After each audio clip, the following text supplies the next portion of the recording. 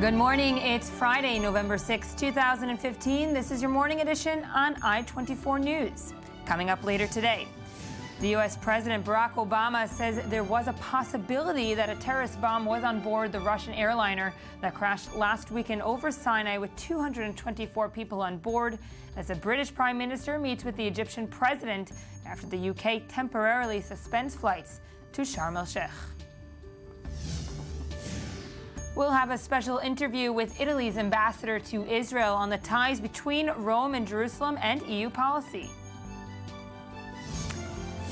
And later on the show, the final movie in the Hunger Games series is about to hit the big screen.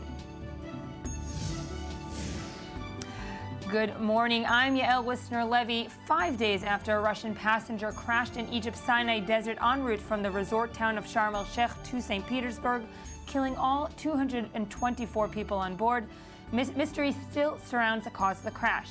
The U.S. President Barack Obama gave a first direct indication that the downing of the Russian airliner might have been something other than a technical malfunction, and says there was a possibility that a bomb was on board.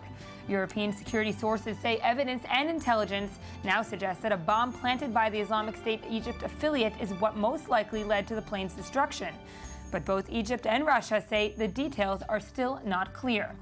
UK-based airlines, as well as the German company Lufthansa and Scandinavia's airlines, have all suspended flights to the Red Sea city, citing security concerns. But following a meeting with Egypt's president in London yesterday, the British Prime Minister David Cameron said they're working to resume air traffic as soon as possible, mostly to enable thousands of British tourists stranded in Egypt to return home. Let's take a quick listen to what El-Sisi and Cameron had to say yesterday. We are completely ready to cooperate with all our friends to make sure that the security measures taken at our airport provide the safety and security needed for the people who come to us. I act on the basis of intelligence that I receive. I act on the basis of advice that I get. Of course, I cannot be sure, my experts cannot be sure that it was a terrorist bomb that brought down that Russian plane. But if the intelligence is, and the judgment is, that that is a more likely than not outcome, then I think it's right to act in the way that I did. We're going now to Cairo to our I-24 News contributor, Jake Wirschafter. Jake, good morning. Thank you for joining us. Of course, yesterday's meeting between Cameron and El-Sisi is first and foremost probably to make sure that tourism isn't going to be the #1 culprit after this crash and subsequent canceling of flights. Well, Cameron's comments that a bomb was likely on board, of course, is a blow to Egyptian tourism. This was supposed to be the week where I was going to be on your show talking about how the Antiquities Minister was going to inaugurate 5 new pharaonic tombs at Luxor. There was scanning that was going to go on at Tut's tomb. Egypt was launching a global campaign in London. That's why the president was there, a global tourism come back to Egypt campaign. And now the whole world is talking about whether ISIS is a threat to global aviation. So this is a very tough time for the Sisi administration. Ties with London are pretty good, and the British were here 10 months ago in Sharm el-Sheikh looking at airport security, and Egyptians and the British agree that the procedures in place were excellent. We're not talking about an airport that looks like Athens in like the 1970s. It's a fairly secure airport, which means if an ISIS operative made it through there, that is of real concern. And we know that, of course, El-Sisi has been trying in his politically, internally, and also regionally to make himself this a regional leader and cooperate with allies around the world. If this does seem to, and as the U.S. president also didn't rule out the possibility of a bomb on board, if this has to do with ISIS, what does that mean in the global fight with ISIS, and what does that mean for Sisi's part in taking part in fighting ISIS? Well, I think you pointed in exactly the right direction. Of course, the tourism thing is a blow. On the other hand, the multipolar policy pursued by Egypt with partners ranging from the Americans to the Russians, and we're going to talk about this, and the Europeans as well, means that there are allies here who are going to back Egypt up in the fight against ISIS, and I think you're going to see a much more intensified campaign in the Sinai. And I don't think there's going to be a lot of criticism about the methods that the Egyptian army uses to pursue that campaign. Jake Wirtschafter there in Cairo, thank you for joining us this morning. And of course, we will be updating and following the story closely as more details emerge.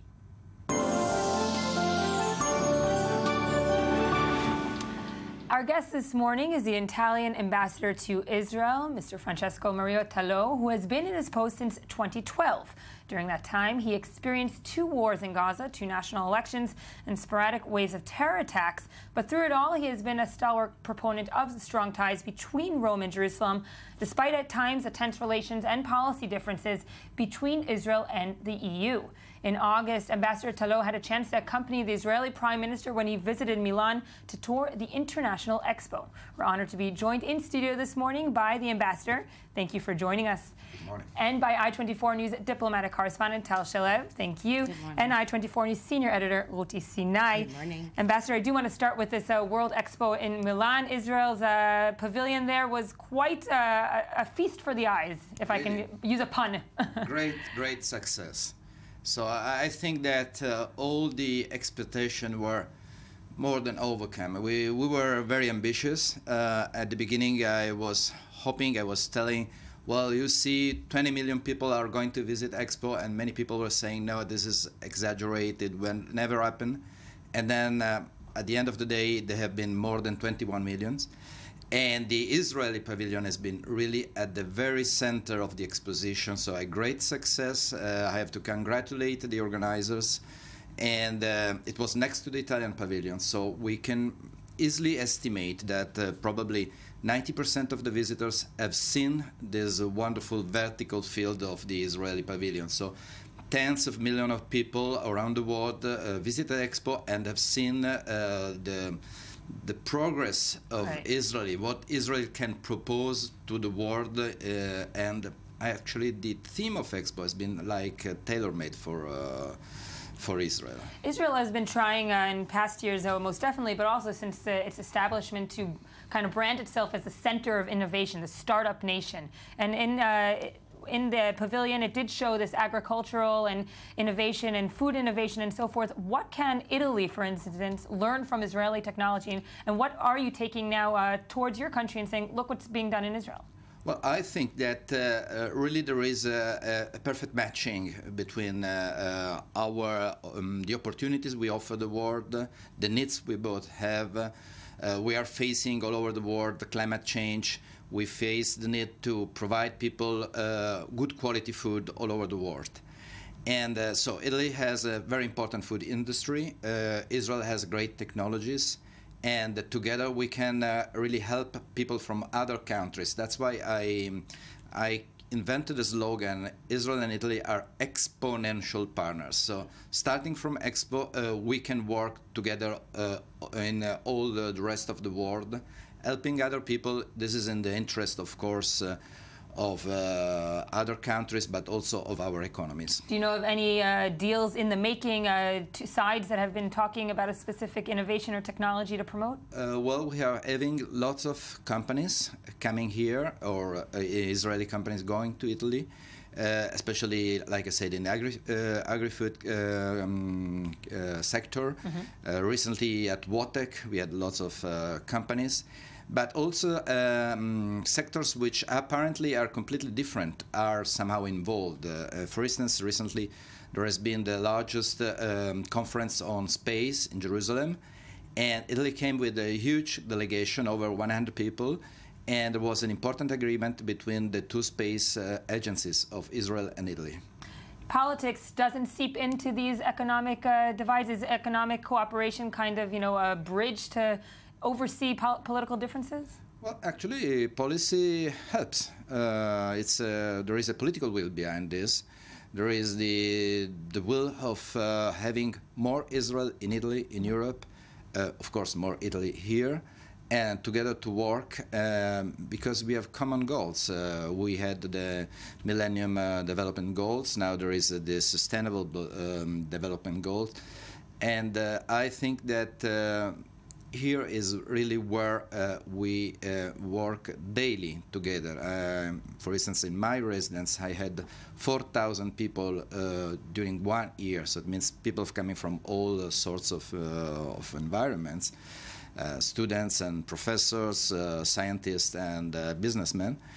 And they are learning about Israel, and of course we hope to have more and more Israeli people in Italy, and they are coming. Tourism is booming.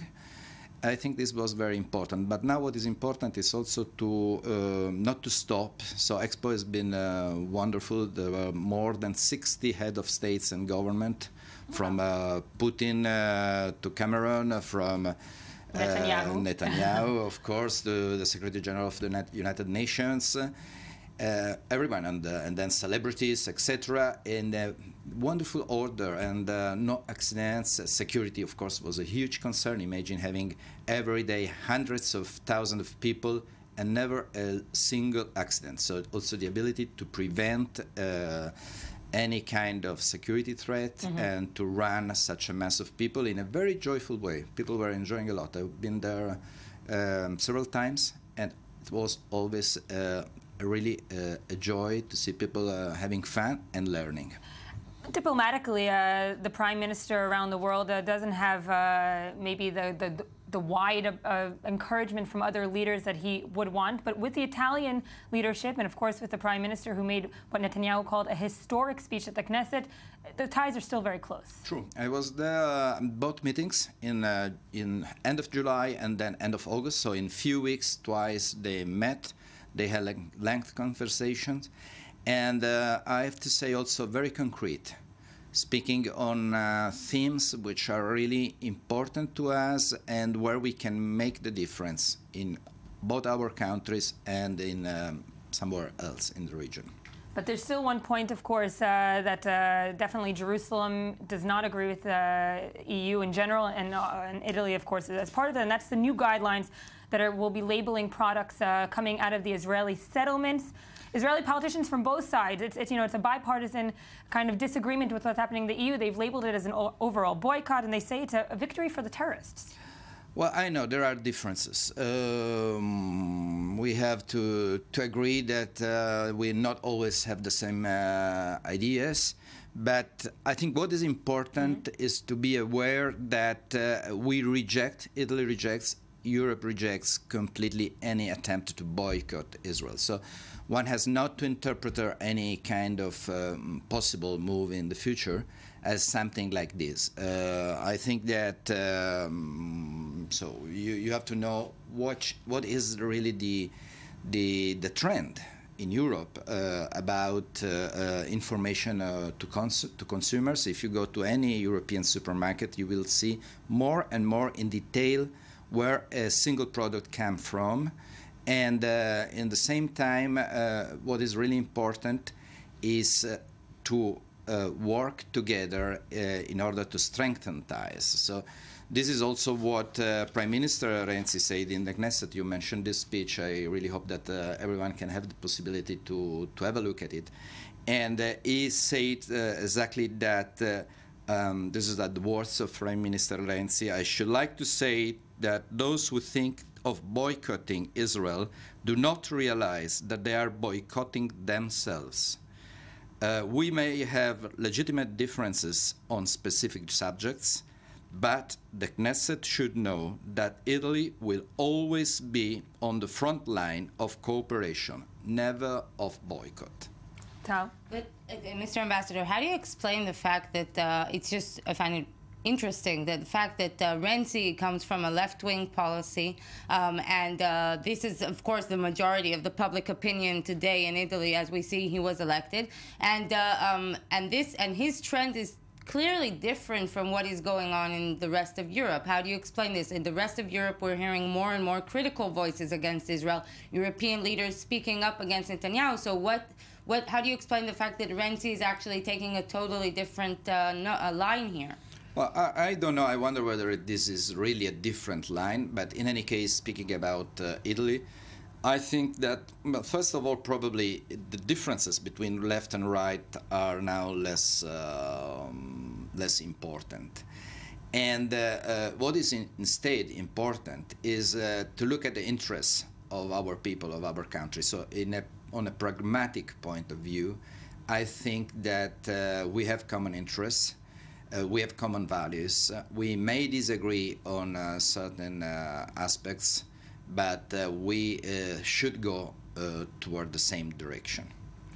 Another point of agreement, perhaps in the near future, will be perhaps a viable deal, cooperation between the Italy energy giant Eni, Israel, and Egypt. Something that politically in Israel is being fought about, but on the diplomatic and global scale, would you say this is a welcome move?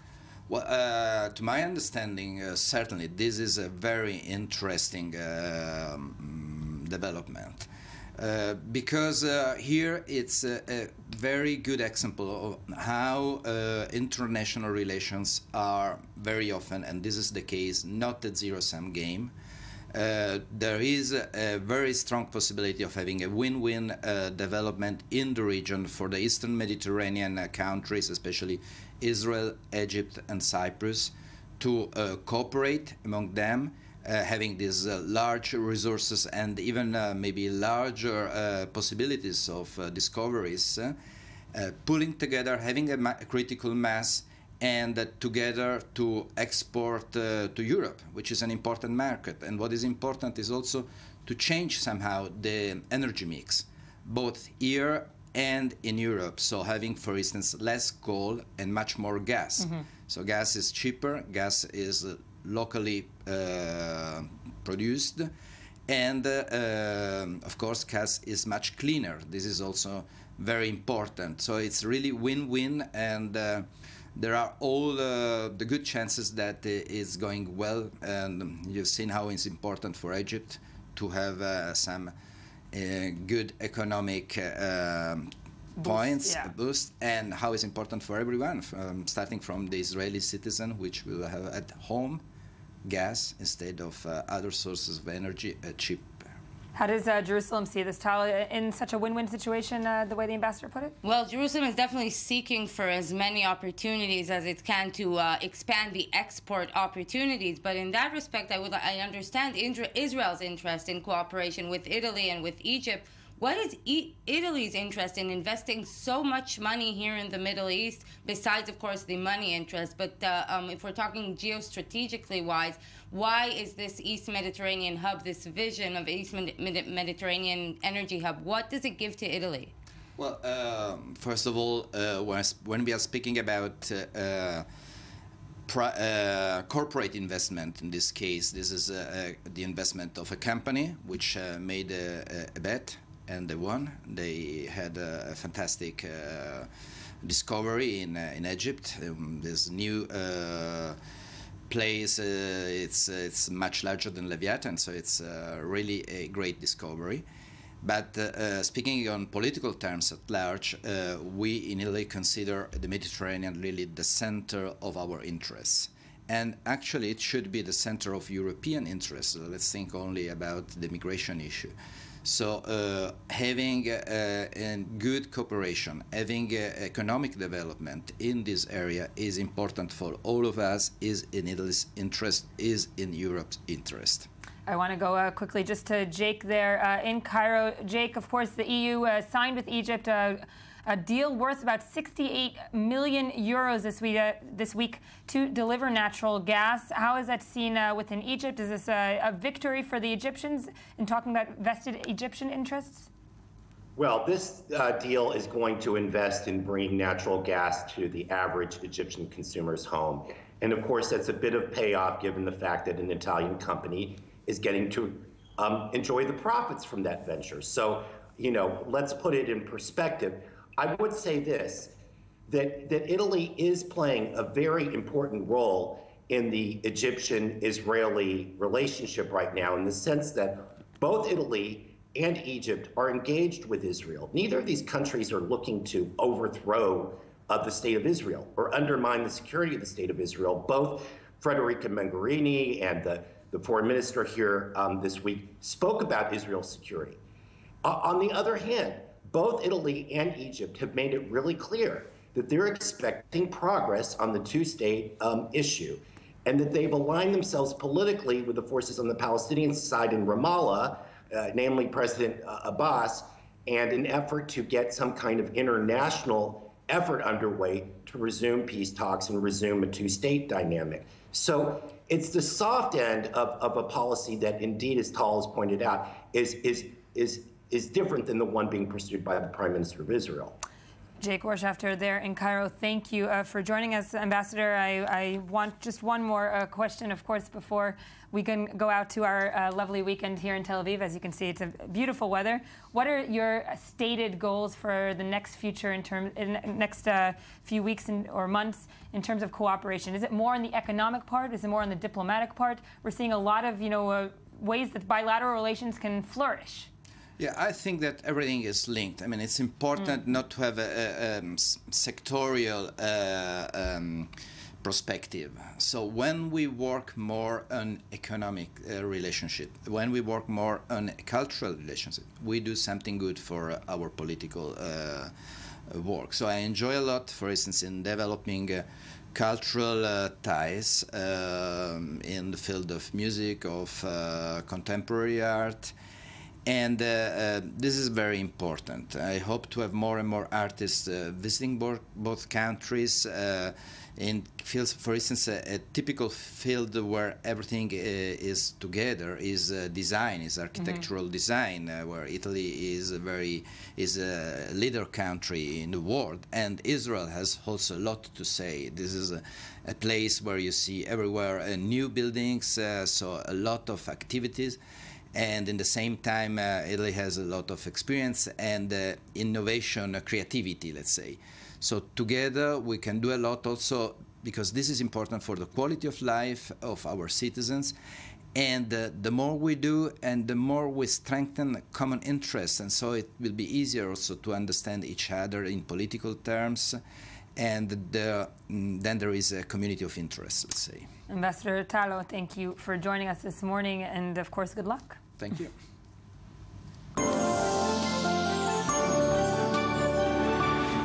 And we say good morning once again to our I-24 News senior editor, Ruti Sinai. You're joining us with some headlines we definitely have missed. Yeah. I can assure you that we've missed some headlines. I'm sure. So, Yael and our other guest, who's the most powerful person in the world?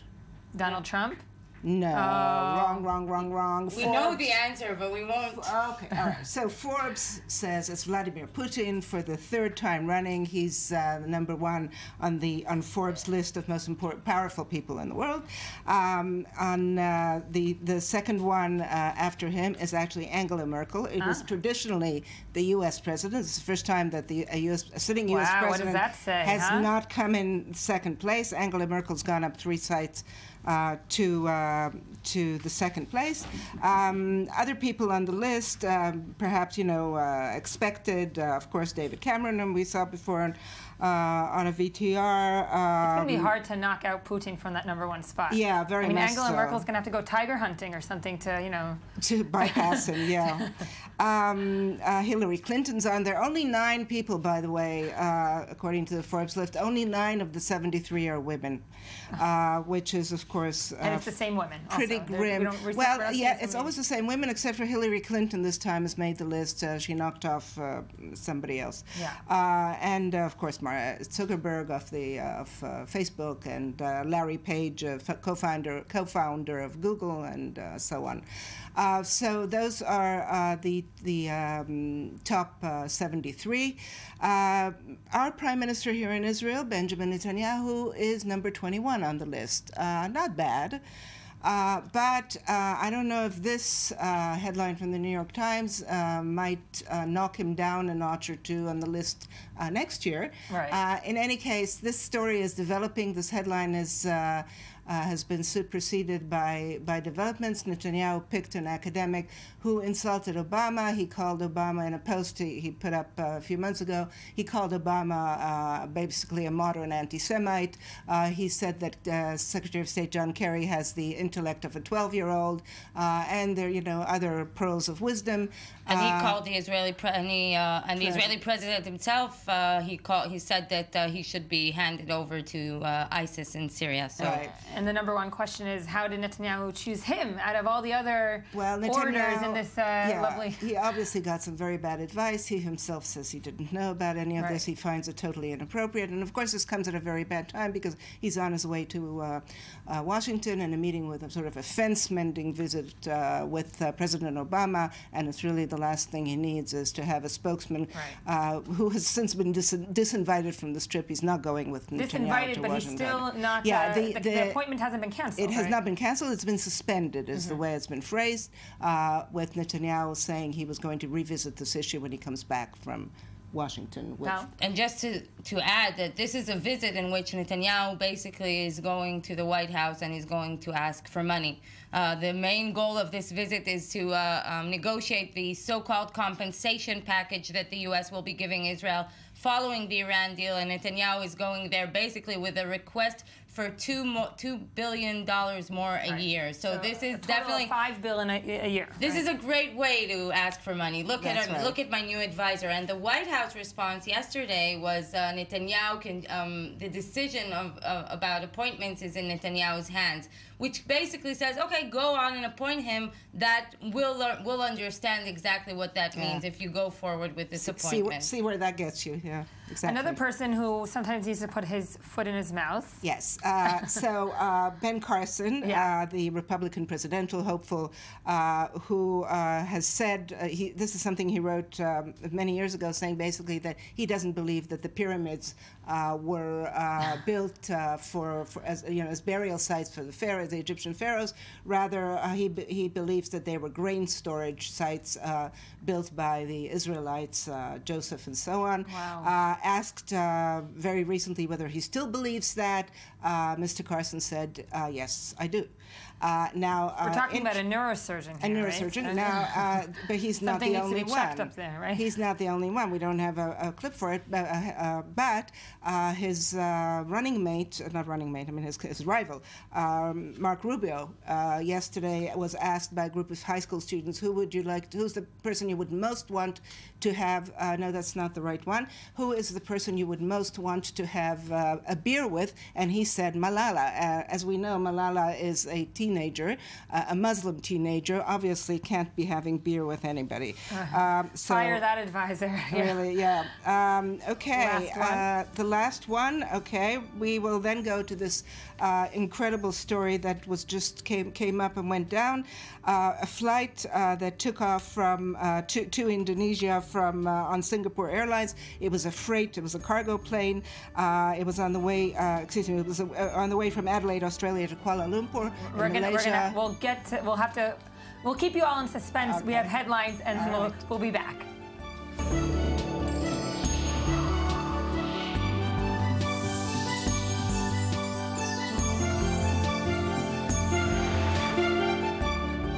Welcome back. It's still Friday, November 6, 2015. This is the Morning Edition of I-24 News. Thank you for staying with us. We now say hello and good morning to I-24 News correspondent Tal Heinrich. Good morning. Hello, good morning. And also with us is Channel 10 culture editor Chen Lieberman. You'll be with us in just a moment. But Tal, can't wait. Stripes. The Stripe Sisters. It's back. Stripes are back. But before we get to Stripes. Winter 2016 fashion trends, you're here with some viral Viral, exactly, the web review. So let's start with underwear because we're staying in the clothing subject. I don't know if you heard about it, but now you can purchase Bernie Sanders underwear online if you want it. Apparently, he gave some interviews recently revolving this subject because he had like one pair of underwear before he started running as a Democratic presidential candidate. Yeah. And now he extended his collection of underwear. So there's a new company from Vermont. They call it Bernie's Briefs. And apparently he said on a talk show that he prefers to wear briefs over boxers. So You like it, right? The slogan, I Feel do. the burn. You know what worries me most is that I know this is like a great campaign ploy. There will be people that will be voting for Bernie Sanders now because they have that underwear. Yes, yes. And if you want to know how much it costs, so it's $15 plus shipping. Yeah. That's pretty expensive. That's pricey underwear. But the slogan, 15 or 15? 15. Still expensive. It's still, underwear. I mean, it's underwear. And now, since we're all three girls, let's move to a cruel story. It's a brutal story. It comes from Australia. A woman named Chantal, it's also cruel, she's from Perth, and she went to this Melbourne Cup, which is one of Australia's most prestigious horse races. And for the first time in her life, she put a bet and she won. She won $825, and she posted this picture that you can see. If you can see, the ticket has this barcode there. Yeah. So you can only imagine that one of her alleged Facebook friends just used the barcode and cashed out. Unbelievable. And, What a genius. It's terrible. No, it's cruel. I said it was cruel, and her finger. We have bad cop, good cop right here. Exactly. One says it's genius, one is going. I want to marry this guy. I'm assuming it's a guy and not a girl, right? So first only she men posted, can when do she that. posted this post on Facebook, she wrote, "Winner, winner, chicken dinner," and this maybe got people jealous. And then after she posted to the lowlife, who is obviously my friend on Facebook, and used my photo to claim our winnings. You are a massive D. You ruined my day. It's Her day? Her life. I mean, it's 800. Yeah, 800. This is a lifetime achievement. I mean, come on. It was the first time she put a gamble. And now learn you're your probably lessons. familiar with the next situation. Let's see it. When Sparkers think that their own car is, too fancy or too nice for just one parking spot, this might be a way to cope with this. If I will read it to you. Yeah. A very talented person. He posted this turtle, and he says many 3-year-olds have trouble staying within the lines. Maybe if you practice coloring this turtle, it will help you with your parking. And it's very smart and it's very nice, and we encourage this. He basically he saves these posters in his glove box, and whenever he needs, he just pulls it out. People are very organized. And now this is what I can say. I mean, you have just your turtle flyers ready for any kind of occasion. Exactly. I can't see it working in Tel Aviv. And now let's see a very viral Starbucks video, and for a very good reason. Okay. Hi.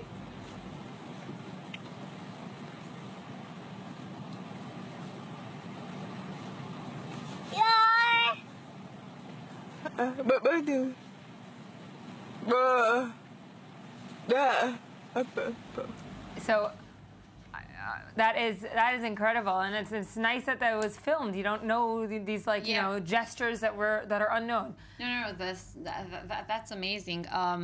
Actually, the deaf woman, she posted it, and she said, "Share it away. We can change the world," and it went viral with more than 4 million views and 140,000 shares.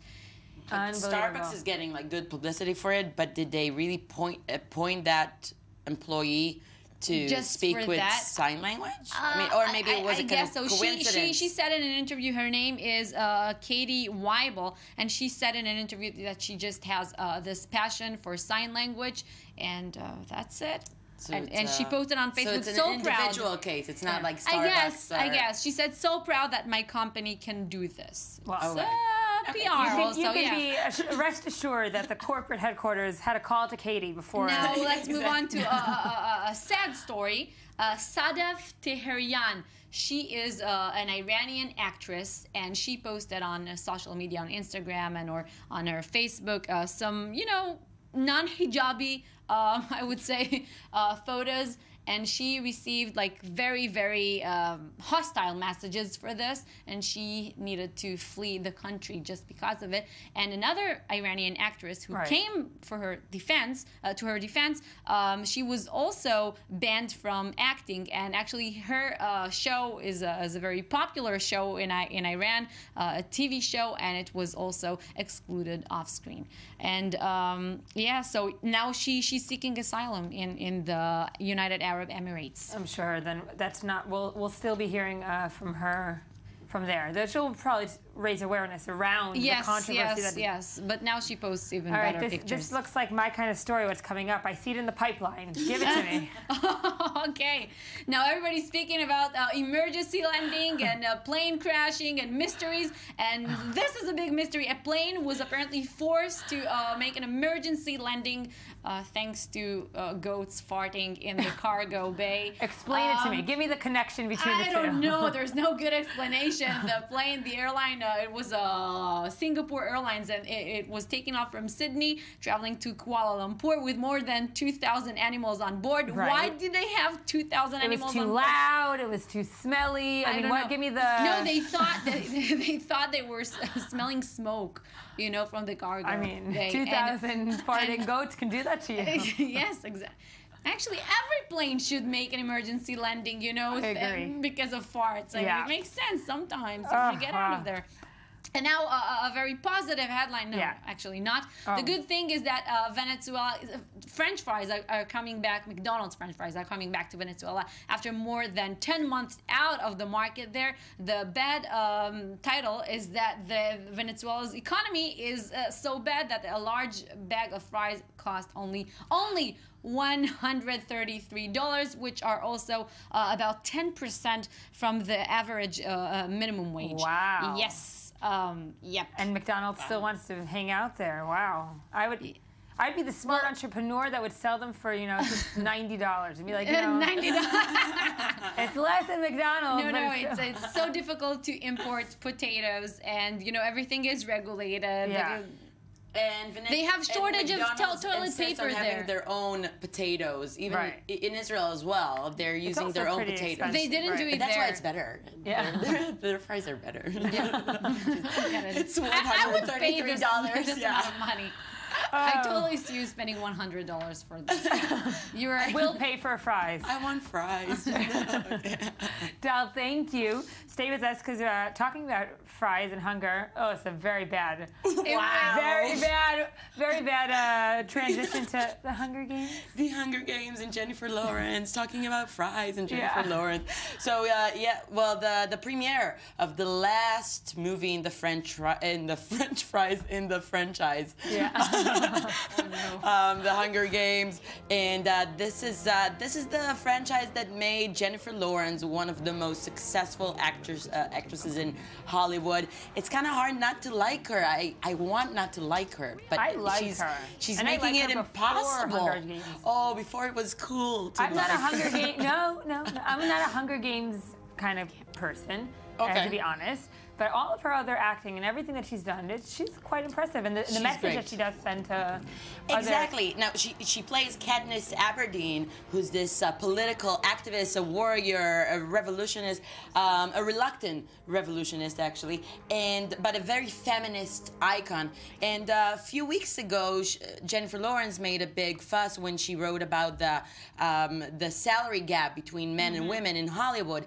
And now she's saying that Katniss is her inspiration for speaking that way, for being very vocal with her opinions. Let's watch the trailer for the movie. Let's take a look. Everyone and everything. He turns the best of us against each other. One way or another, this war is going to come to an end.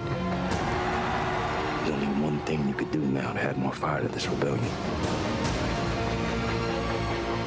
We all have one enemy. He corrupts everyone and everything.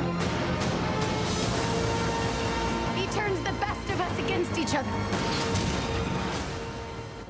Definitely going to be a hit at theaters. Exactly, and it's going to be interesting to see how Jennifer Lawrence's career will move on after this franchise, because she really got a Without huge... pita, she's nothing. I'm joking. Well, how much pita is making? Pita, you like pita. When you say pita, you know what I'm thinking of. Yeah, I know. But French fries. French fries in pita with hummus and salad. But anyway, she has this huge crowd of fan base because of this movie, because of this franchise. So it will be interesting to see how her career evolves. She's 25. It's pretty old in Hollywood. Really? I mean, I'm saying it. I'm being cynical, but actually, there's some truth to it. Yeah. Yeah, I mean, now she's like young and fun, but 25, when she's 30, she's done. Sorry, girl. She had great roles in other movies as well. American Hustle. We won't go into But I think that part of her success, well, a big part of her success is, of course, her look. And do you want to see some sound bites from the premiere? Yeah. Okay, let's do it. And I just miss coming to work on these movies. They're so fun. And, I miss all of it. I think we're all thrilled. Honestly, Suzanne Collins wrote such beautiful books, and Francis did such a tremendous job with these films. So it's great to be here to kind of bring it to the culmination. So Jennifer that's Lawrence for president. No, together with Kanye. Just kidding. German German to Europe. Yeah, German rapper Deso Dogg, who joined ISIS, was killed in a U.S. airstrike. They informed it that this week. And Deso Dogg, he was a successful German rapper, born in Germany. His dad is from Ghana. His dad left him. He was in and out of jail his whole life. And he became quite successful. He even toured with DMX. But he had to find a new outlet for all his hatred, and he found it in ISIS. And this kind of highlights the connection between rap music within European immigrants and ISIS, which became the outlet for all this anger. And the European authorities have realized the negative effect that this kind of rap music has, and now they're trying to give scholarships. Well, they're giving scholarships to younger rappers, trying to change and make them more moderate. But some of the rappers actually use the money to make hateful videos and hateful music. But it's interesting to see how the European rappers kind of took the role of rap music, its original role. If you look at American rappers, where it all started, they're not doing many political texts anymore. They're not really protesting, but the European immigrants are the ones who are still doing it. And talking about protests, let's move to Trump. Yeah. Donald Trump is gonna host Saturday Night Live this Saturday, and not everybody's happy about it. I don't know who is happy about it. Well, but except for NBC. Everybody's well, gonna I'm be happy about it because it's gonna be fun. You have something to report about. Let's take a quick look. Okay.